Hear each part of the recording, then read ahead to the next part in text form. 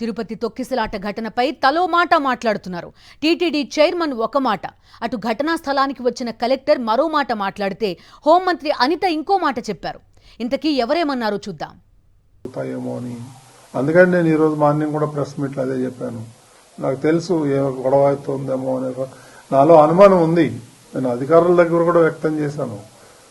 SP దగ్గర కూడా నేను టెంపుల్లో కనిపిస్తే చెప్పాను, మీరు ఆషామాషిగా తీసుకోవద్దండి, దీన్ని జాగ్రత్తగా చేయండి.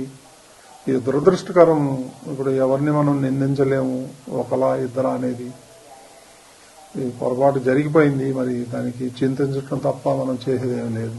గేట్ తీసేటప్పుడు కొంచెం మిస్కమ్యూనికేషన్ వల్ల ఇది జరిగింది. ఏదైతే ఏమి we are analysing reasons for incident.